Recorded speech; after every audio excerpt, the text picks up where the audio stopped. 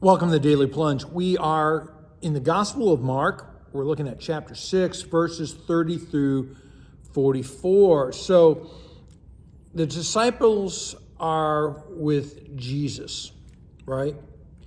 They're gathered around him and they reporting to him the ministry that they've done. And so Jesus invites them into a time of meditation, of reflection and rest, right?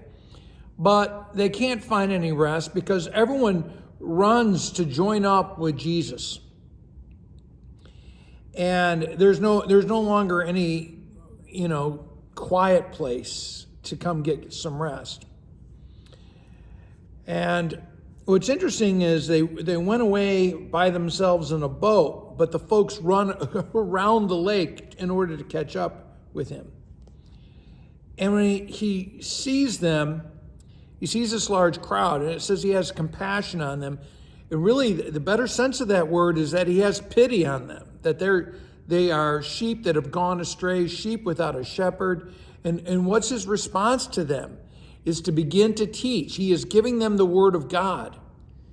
And that really is the main course, is the preaching of God's kingdom that comes from the Son of God himself.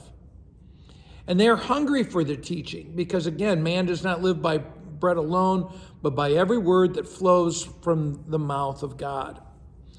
So by that time, it is late in the day, and his disciples are worried, and they say, hey, it's a remote place. You need to send them away.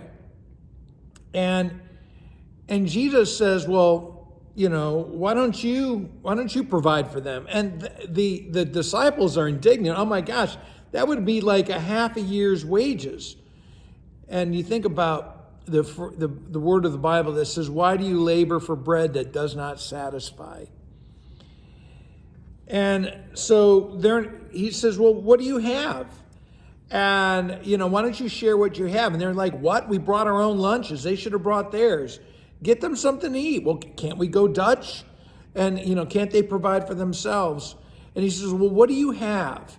And they said, we have, we went out and we found 5 fish and 5 loaves and 2 fish. And they see no way of providing for everyone. And where they look down into what they have in their lunch sacks, all they see is scarcity. Jesus, however, looks up to heaven and prays.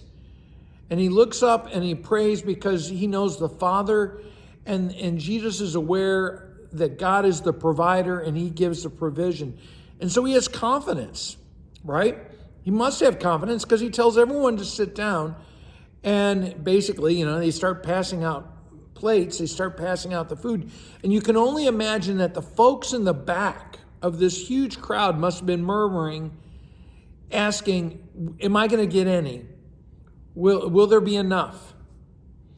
And we're told that everyone ate and all were satisfied, and the disciples pick up 12 baskets of leftovers, more than they started with.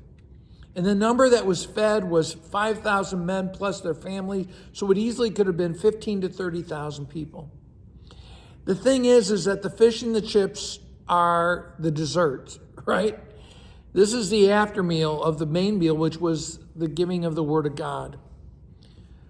I think one of the things for us to consider is, this is a gospel moment. It's the preaching of the word plus the sustenance of the people.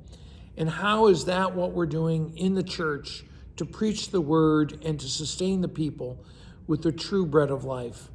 Hey, thanks, friends.